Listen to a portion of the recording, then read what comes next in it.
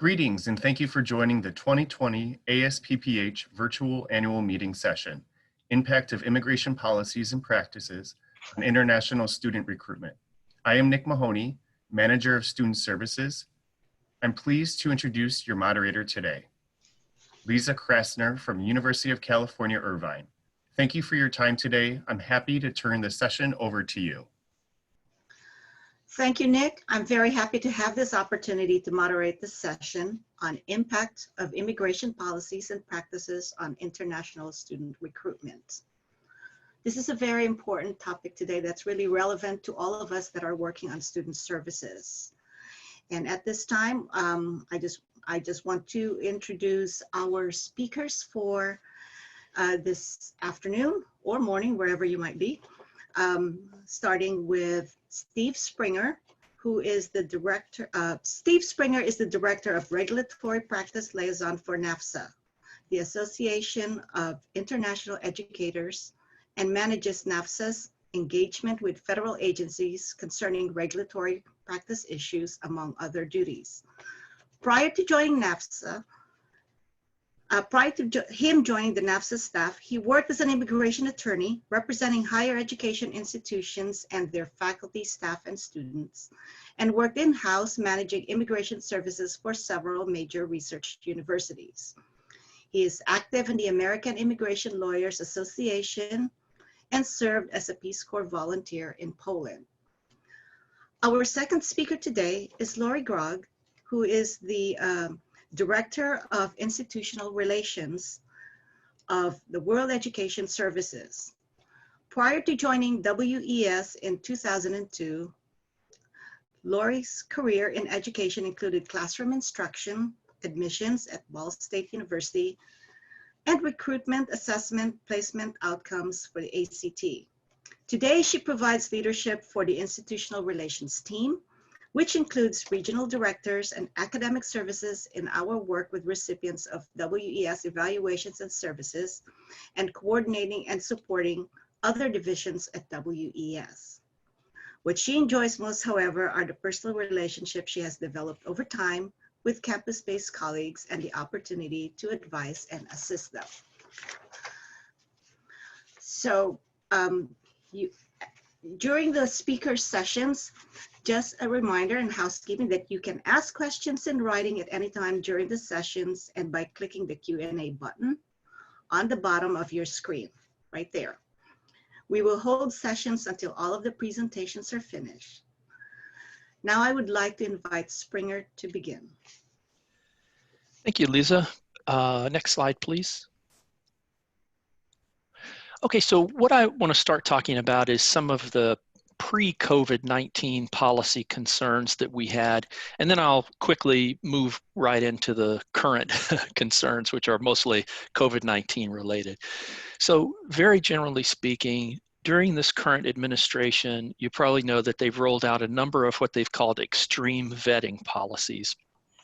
And these have made agency processes much more burdensome, and they've resulted in a lot more glitches and uncertainty for all participants in these processes. And of course, nobody wants lax vetting, right?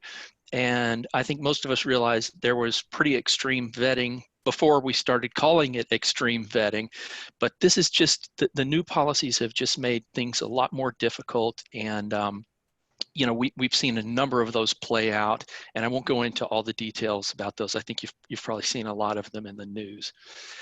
So I monitor the administration's regulatory agenda, which it puts out twice a year, and it's basically a compilation of the agencies saying what they plan to issue regulations on, kind of the regulations that they're working on. So it kind of gives us, the public, a heads up about what's coming. And so let me review a few of these, and I know that some of you will probably want a lot of detail and some of you will be very bored with any detail I give, so I'm going to try to kind of hit right in the middle, I hope, and give enough detail so that you know what I'm talking about, and then I can refer you to another source for those who want the extreme details. So as you probably know, international students are generally F1s and J1s is their immigration classification. And when they're admitted into the US, they're admitted for what's called duration of status. And that means they don't have an end date to their status. Their status ends basically when their program ends.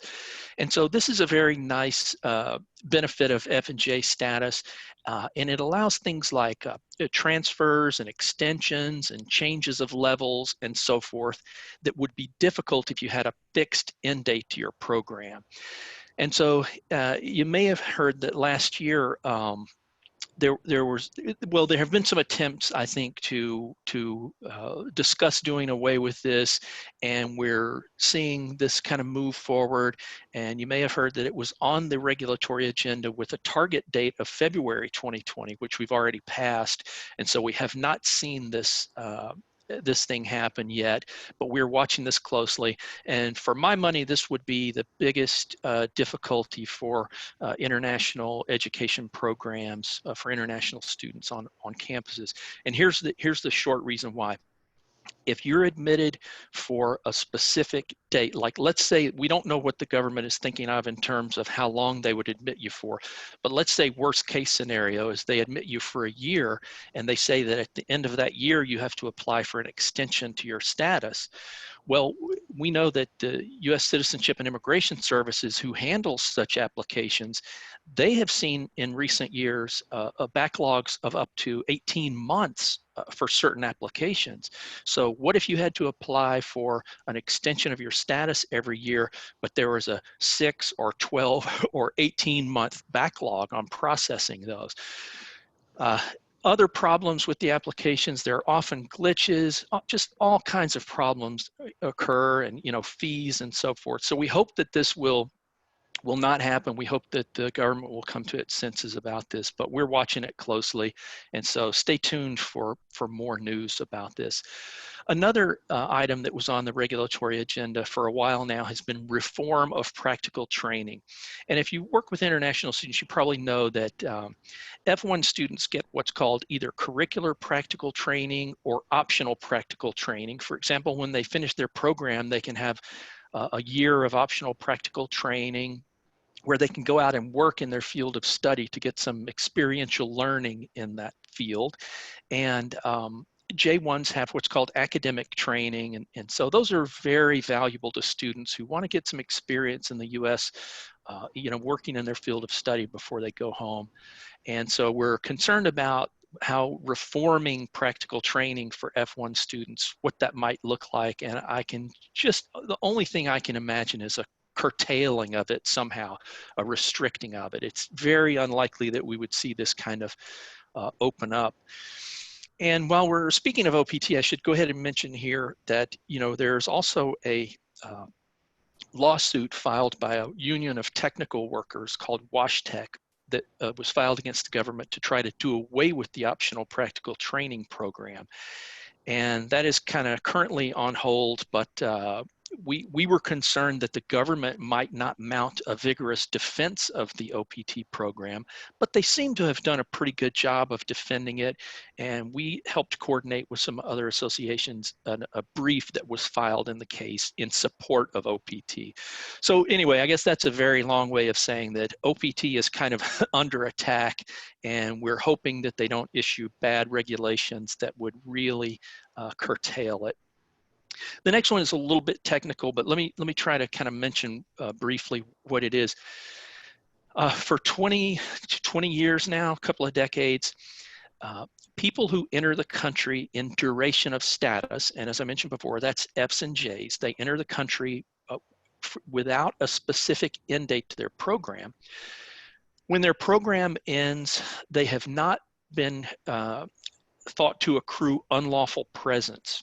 And unlawful presence brings big penalties for people who overstay their programs. It's a 3-year bar or a 10-year bar, depending on how long you overstay.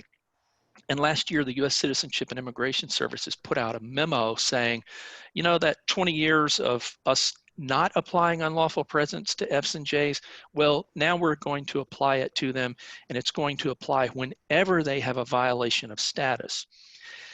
And a problem with that is that there are so many little ways to violate your status innocently as an F1 student that could really subject you to some terrible penalties. Let me give you an example.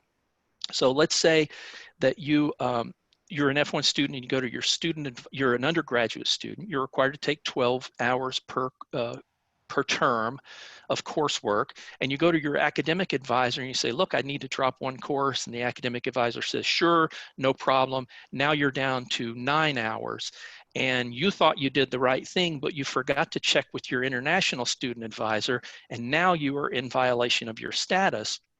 And if you later, like let's say, apply for optional practical training and you file an application with USCIS and they say, aha, we see that you dropped below a full course of study a year ago. Well, you would then have a 10-year bar for that little innocent mistake on returning to the US. Another example would be if you start your curricular practical training one day early. Harmless mistake, right? Could easily happen, but now you are accruing unlawful presence and you could have a 3 or 10-year bar on returning to the US.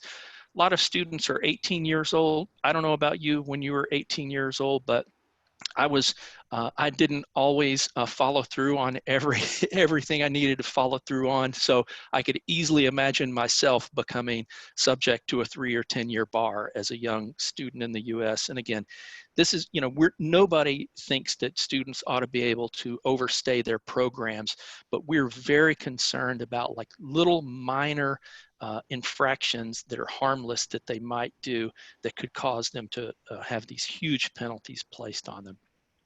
And so quickly, a couple of other things are just, we're expecting regulations that would increase fees. A visa fee, consular services fee for when you apply for a visa, and then a visa security program fee that would seem to apply to all non-immigrants entering the US. We don't know for sure, but again, I think nobody has problems with reasonable fees, but as we're seeing kind of the US become a less inviting destination for international students, partly because of the administration's policies and partly because of its rhetoric, it just seems like the last thing we need to do is to add another disincentive to come here by, tacking on additional fees for people to pay. Now, if you want to know more about the regulatory agenda, as I said, we follow it closely. We update regularly what's going on, and we list all kinds of other trending issues and resources that you might be interested in. Please go to the NAFSA Advisors Manual webpage, and the short link for that is just AM that I have listed here, and you'll find all kinds of additional information. Next slide, please. Okay, so now on to the current concerns. And, these kind of in some ways really just kind of have taken, precedence given the situation that we're in. So let me mention some of the current COVID-19 related concerns. We, NAFSA, has sent a couple of detailed letters to the agencies sent with recommendations that we think they need to implement to deal with the current situation and to anticipate what might be coming ahead. A couple of the agencies have been very helpful, particularly the Student and Exchange Visitor Program, which is part of Department of Homeland Security, SEVP, have been very helpful in putting out some FAQs that have really helped calm some of the fears among students and designated school officials. And the Department of State Bureau of Educational and Cultural Affairs, who manages the Exchange Visitor Program, EVP, they have also put out an FAQ, and they've made some accommodations, for example, providing most exchange visitors an automatic 2-month extension to their status. So those have been very helpful. However, we need more, and we have got a lot more recommendations for them. And I won't go into all of the details of the recommendations that we gave. Let me just kind of mention the 4 categories, and maybe I'll mention 1 or 2 from each category that seem important to us. The first thing that we think both Department of Homeland Security and Department of State need to do is to protect people's immigration status. You know, every day, hundreds of people are coming up on the, or maybe thousands of people are coming up on the end of their status. They may need to apply for an extension or something like that. And so the agencies need to really sort of think about how to protect those people. You may have heard that the American Immigration Lawyers has filed a lawsuit that would basically require DHS to do this. We are just recommending that they do it. We've put forward some very specific recommendations concerning non-immigrants. We have also recommended what's called special student relief, which DHS has granted before to specific groups of students, not so far to all students in the country. But we've recommended that. We've recommended what's called temporary protected status, which would also give people a sort of a way to be here, without running out of time here and having other kinds of problems. And so again, we've seen some movement on this area, but we need a lot more. And we have some other detailed recommendations under that. The second category, we've asked the agencies to be flexible. They've got to be flexible about filing deadlines, filing windows. They need to accept applications earlier and later. There are penalty counts that they need to suspend, like for instance, students on optional practical training, they're only allowed a certain amount of what's called unemployment time. And so, students, some of them are being furloughed temporarily. That time needs to not count against them. So we've sent a bunch of very specific recommendations, in this case specifically to DHS about those. We've asked them also to make their processes more flexible. This is a time that they've got to exercise some flexibility. They've got to take a human approach to this situation. And so we have asked them to do that. The third area that we've asked them to address is we've asked them to employ a one government approach. And let me just, I think you'll understand this when I just give one specific example.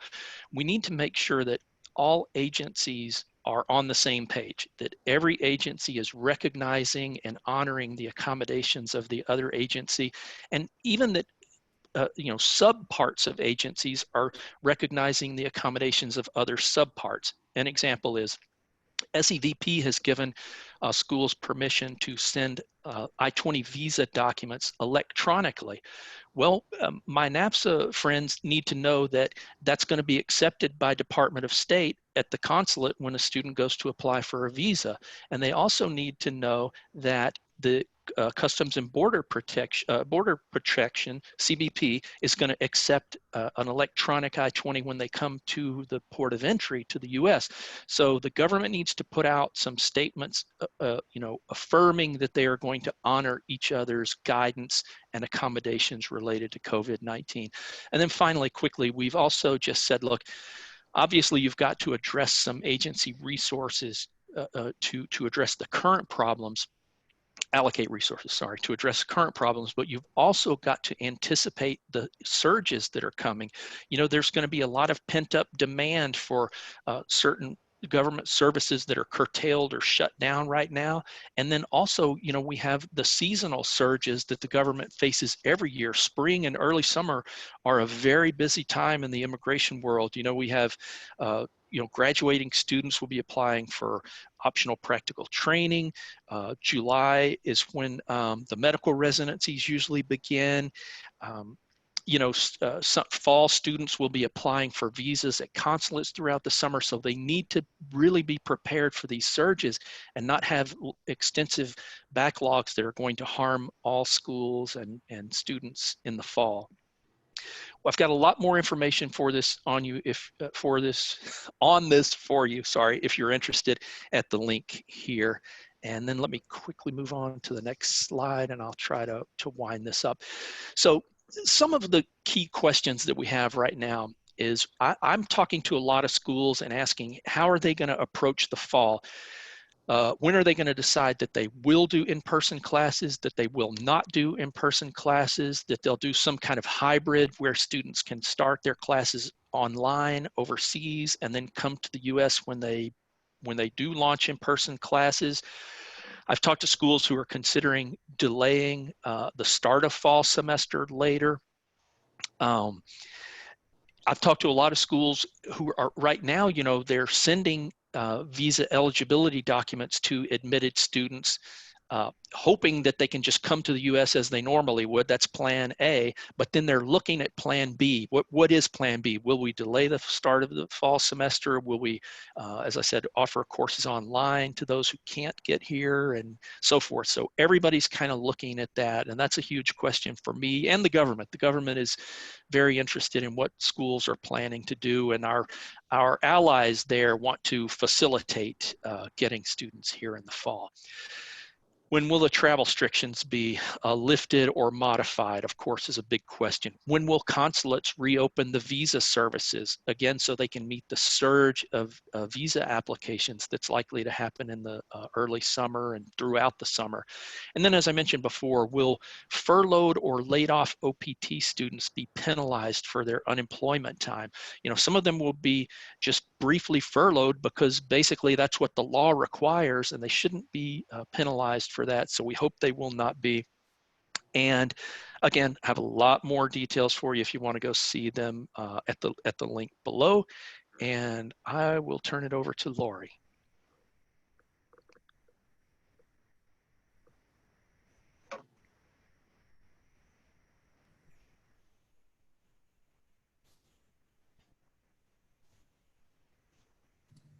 Sorry, and I was muted, so I'll just start all over again. Thank you. That was awesome information.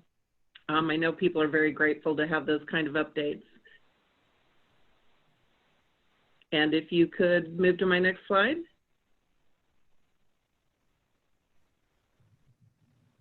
Okay, I thought I would start kind of like Steve did, looking at where are we now and where are we going to be. And I will preface all of this with saying that WES has just launched 2 surveys. This Wednesday, they will close next Tuesday. There is one that we have reached out to higher education professionals in the U.S., looking at what they're looking at for enrollment. As Steve said, are they going to go online? Are they going to be on campus? Are they looking at hybrid? When are they possibly going to be able to make these decisions? Admission protocols. We've seen some schools drop some requirements, try to make it easier for students. And then the second one is to prospective international students. What are their thoughts at this point in time? What has the impact of COVID-19 been on them personally, their homes, their lives, their communities? How is it impacting their plans for the future? Are they less likely to want to come to the U.S.? Are they looking at perhaps doing a study abroad but in another country? Or are they going to want to stay at home? I think it's interesting that even domestically we're seeing students who don't want to travel as far away from home right now. So getting on a plane and coming to another country, we'll have to see how that goes. That being said, I think doing a survey of your currently enrolled students so that you have a better idea, baseline idea of what you have on your hands right now. Many went home, many stayed in the U.S. What percentage of those do you anticipate returning? What are the variables for them? I've really been concerned about finances for many of these students, what happened back home with their families that might affect their ability to study in the U.S., and what are they asking you for? We are hearing all kinds of requests from students, from current students as this semester ends. So what are your students asking for you, particularly those who are enrolled in online study right now? What is their satisfaction with that? Can they anticipate another semester of that if that's how things go? And then kind of have rapid responses to whatever the results of those surveys are so that they can see that you are making plans in advance, that you're being nimble to adjusting, sharing with them what you're thinking about to sort of anticipate what might happen now so they have that confidence that, coming back to campus, if that's possible, is the right place for them to be. Go to the next slide.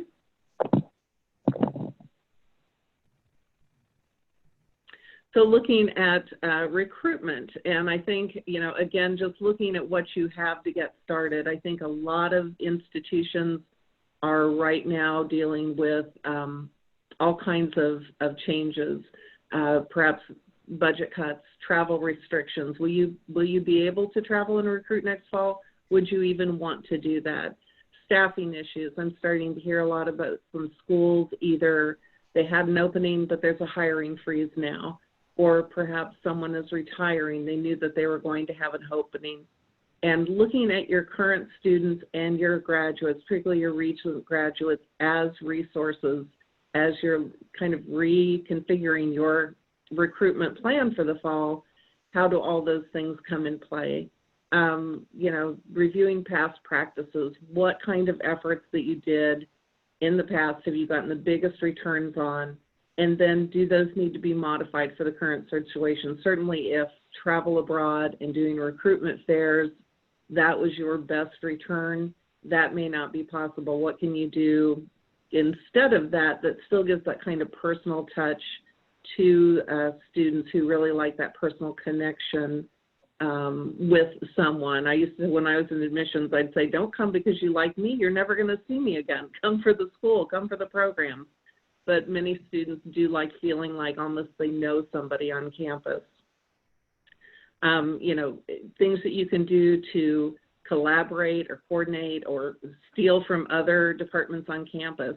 Has somebody already put together a great campus tour video that you can implement using things to help students see what it would be like to be on your campus? And then review your current student body. And I know we've done research reports for you all in this past country of education. Where are you getting your students? Looking at your top feeder schools. Is there a way you can direct market directly to those schools maybe? You know, we've recruited your students in the past. They've been great students. They've been very successful with us, to almost have them on their side working in tandem with you for their students to come to your campus and also have a successful experience. Next. And, you know, again, as Steve was saying, what is settled for fall? And my guess is nobody knows yet. That would certainly be how we're all kind of going. But are there plans that you can share with prospective students about what the options are at this time? You know, your hope is to open in the fall, but you already have a plan for Plan B. Is it a later start to the semester? Is it starting online and then moving on campus? I've seen some campuses already say they're going online for the entire fall, so the decision's already been made. And how can you make that an appealing option for an international student who, of course, wants to be in the States? If the students can't yet commit, I know that a lot of schools have dropped a requirement for a deposit. And, you know, that's a tool to try to encourage students to keep on, not put up any barriers, but it also leaves you maybe with a little bit less information about who is actually truly planning on coming. If they can't yet commit, or if they already know that they really can't come this fall or they don't want to, are you able to offer them a deferral? So you've kind of held that student in as your student, and you've just both agreed next year at this time. And, you know, I think the biggest concern I think any of us have is you admit them and you issue the I-20 and they simply don't get the visa, and you don't know until later in the summer that that's the case with that student. What next? What plan do you have in place to offer that student right at that time? So again, you keep them connected with you. Next slide. I just wanted to share a couple of things that I've seen real recently from the field. American Council on Education is predicting a 25% drop. That's here in the U.S. In the UK, the numbers are double that. So, you know, maybe things could be worse. Inside Higher Ed they always do a survey in January of university presidents, and then they deliver the results in March. And by March, of course, they felt like the results of that survey weren't particularly timely. So they did another survey, but they did it really quickly. They launched it in March, and they delivered the results about 2 weeks later. And If you didn't have the opportunity to listen in on that, it was really quite revealing on what is on the minds of the presidents, and mental health issues of students and actually faculty and staff were the number one thing. It was 87% of presidents, that was their primary worry. And when you think about that and you think about how many international students maybe culturally are not comfortable asking for that kind of help, you know, what can you think about putting in place to provide that kind of support and that kind of awareness and helping them understand, you know, we're all feeling this and you have things to help them. And finally, 40% of potential international students from the key resource countries where we see the most students come to the States, they're changing their plans to study abroad this coming fall. And that is a huge surge in a very short period of time.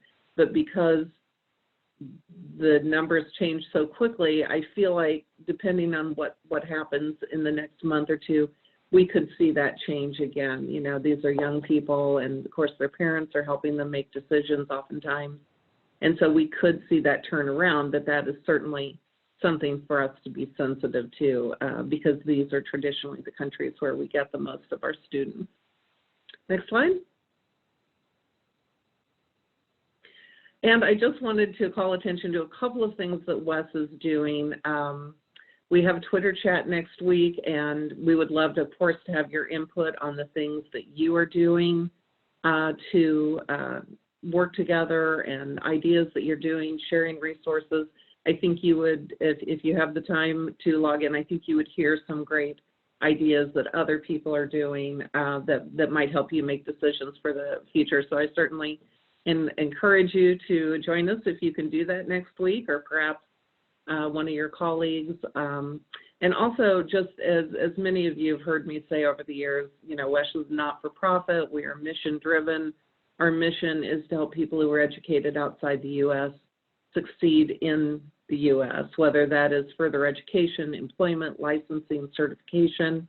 And an initiative that we have been working on relatively aggressively for the past few weeks is working with the powers that be to help all of those internationally educated nurses and doctors that we have right here in the States who are not being employed in their profession, helping them get licensed and certified so that they can join the fight of COVID. So as terrible as this has been, it feels kind of good to think that someone who has been working in a restaurant or driving a cab might at this point in time have the opportunity to prove themselves that they can be part of our medical community, and that would feel good. So with that, I will turn it back over to Lisa for the Q&A. Thank you all. Good talking to you. Okay, thank you very much, Lori, and thank you very much, Steve. So at this time, I would like to pose some of the questions from the audience to the panel. And just as a reminder, you can also put your questions on your chat box right down there, and we will be reading them to the panelists. Thank you. Okay, so I'm going to start looking here. There is a question in here, and I would like to direct this to Nick. Given the administration's approach to immigration issues, is there any hope that they will implement some of the recommendations NAFSA and other stakeholders have offered?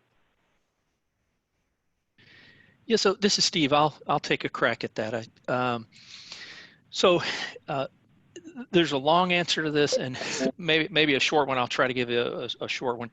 So, you know, there are things that are very easy for agencies to do, or pretty easy for agencies to do, and things that are very hard. So for example, I often have to remind my NAFSA friends that, you know, an agency can't just waive a statute or a regulation. In other words, they can't just say, well, hey, we're not going to follow the law anymore.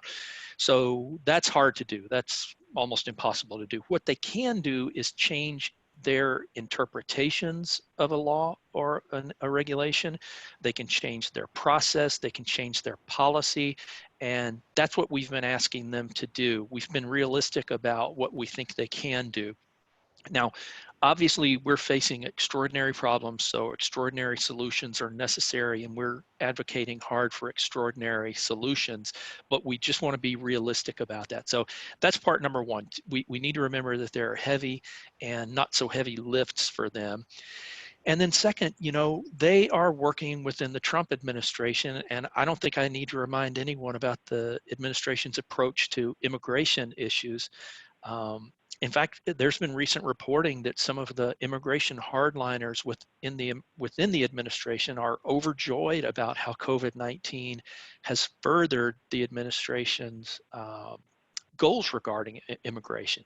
So, you know, that's what we need to keep in mind. What's easy for them to do, what's hard for them to do, and the fact that they're working within the Trump administration. Now, one piece of strangely kind of good news, I guess, ironic good news, is that some of them are very much fee funded by the fees that our constituents pay. For example, SEVP is funded primarily by SEVIS fees that students pay. So while many of them, I think, are well-meaning and they want students here, they believe in the student program, they believe it brings huge economic benefits to the U.S. and, you know, diplomacy benefits as well. They also have a sort of a pecuniary interest in having the students here because that's where their funding comes from. And also, you know, consular affairs is largely fee funded as well from visa fees. So I know they're going to be also anxious to kind of open back up and start providing visas, again, both for the legitimate, well-intended reasons, and also because they need funding. So I am hopeful that we'll see some at least modest, and I hope more than modest, but at least modest accommodations related to COVID-19. I hope that's a useful answer for you. Yes, thank you, Steve. We have another question from one of the audience members. I'm going to read this to you. This question is for Lori. How is WES handling paper-based transcripts sent for evaluation to their New York office, which is currently closed?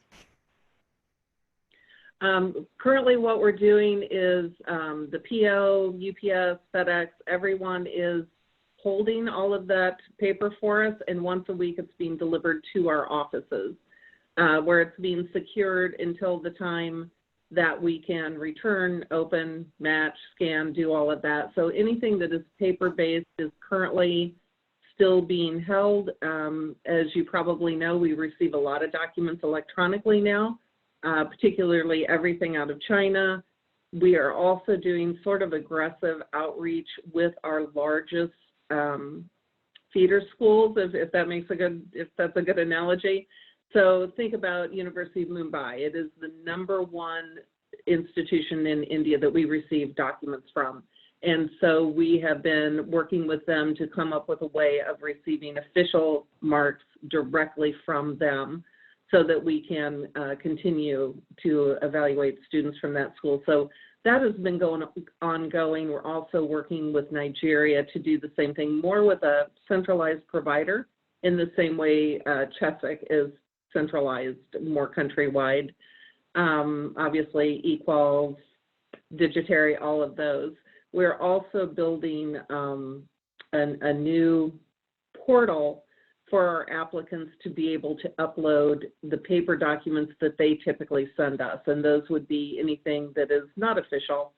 So photocopies of diplomas, degree certificates, any translations, so that we're not holding files for paper documents in that respect. So the only thing we're waiting for is to get back in the office and be able to address the paper that we have, and then looking at ways that we can expedite how quickly we're able to process that paper so we can get those files opened again. Okay, thank you, Lori. And there was a follow-up comment to the inquirer saying that they assume that it just won't be processed soon until the office opens. And thank you is what you said. He said. Well, I will say this, when, I'm certainly happy to reach out, because SOFIS is sort of a collective, reach out and let you know when we're able to start processing paper in the States, just so that you and your students know. And also we're doing updates on our website and directly to our applicants. In fact, another update is going out, I believe, today to institutional partners as well as our applicant base to keep them informed on what we're doing.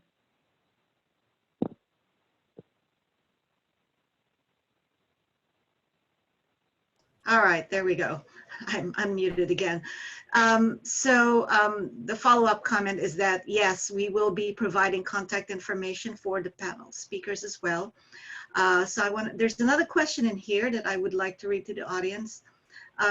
What is the this is for Steve. So what is the status of the WashTech lawsuit that seeks to end OPT?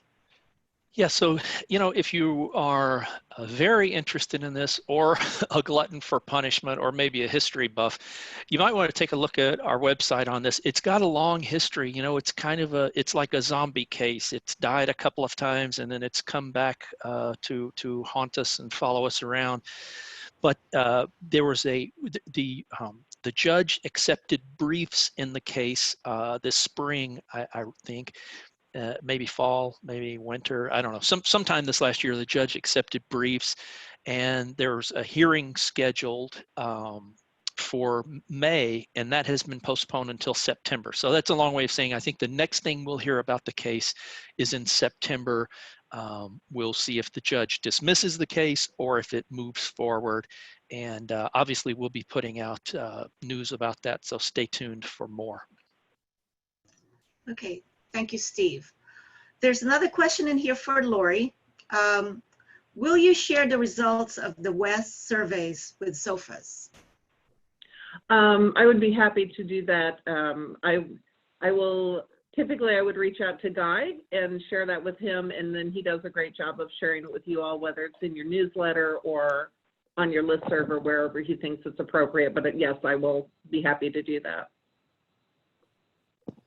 Thank you, Lori. We have another question in here for Steve. How risky is it to rely on agency guidance concerning COVID-19 accommodations and hope that other agencies or even offices within the same agency will honor it? It's a heavy question. Yeah, thanks. That it's a hot topic on the discussion forums at NAFSA right now. You know, we have these really amazing discussion forums. We have about 9,000 people subscribe to them. And so, you know, all day they discuss sort of best practices and their concerns and news and so forth. And I think most people feel pretty comfortable in trusting the agency guidance and assuming that the other agencies will honor it, but some do not. And so there have been some very robust discussions about that. We have been getting informal statements from various parts of the agencies that they do plan to honor each other's guidance. And in general, they do. I mean, the default assumption is, of course, that they will honor each other's guidance. But, you know, the consequences are huge. So I understand why people are concerned about it. I think it's fairly low risk to assume that they will honor each other's guidance. I think a lot of people are sort of evaluating the risk of that. Let me just give you an example. So I think a lot of people are saying, look, if we can very easily send paper I-20s and, you know, send them FedEx or by courier, whatever courier service you use, then we're just going to go ahead and do that. That's easy enough. We're just going to do it. Other people are saying, look, we can't do it right now. We've got people working from home. It's too burdensome. So we're going to take a chance. We're going to send the I-20s electronically.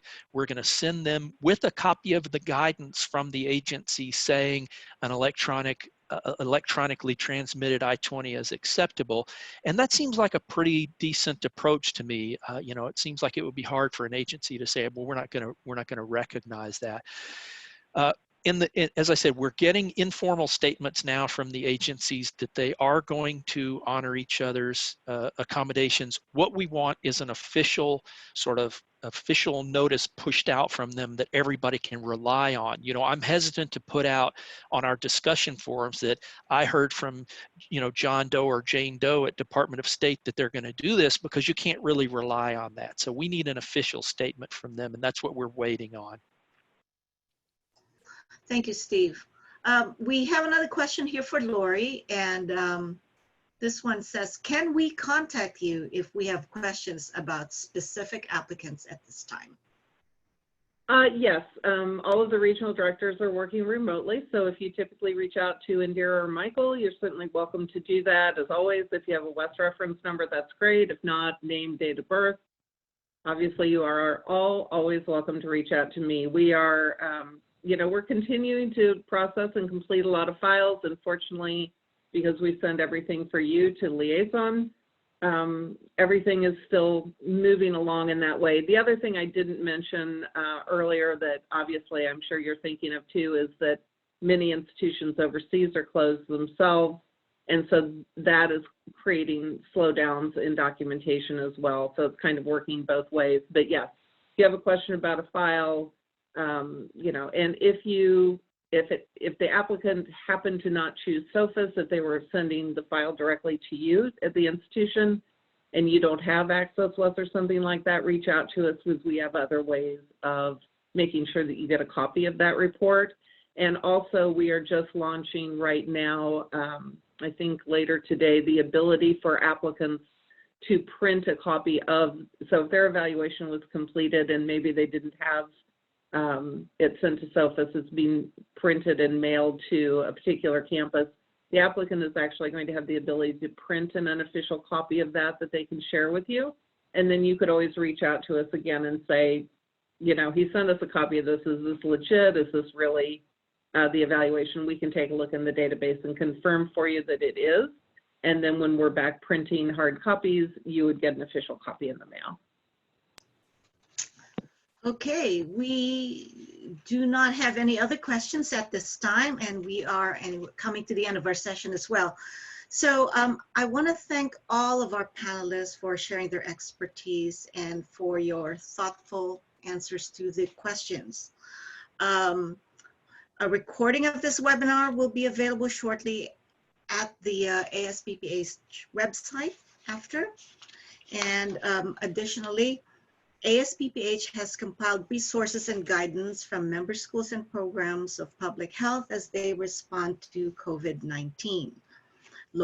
This coverage is going to be as they respond to COVID-19 pandemic locally and globally. So as we close out this session, please take a moment to complete the brief session survey, and Zoom will display it on your web browser. Finally, please note that the virtual annual meeting sessions coming up next week, which you can learn more about, are also on the ASPPH website. This concludes today's webinar. Thank you, everybody, for joining, and stay safe and healthy. Goodbye. Bye, everybody. Thank you. Thank you.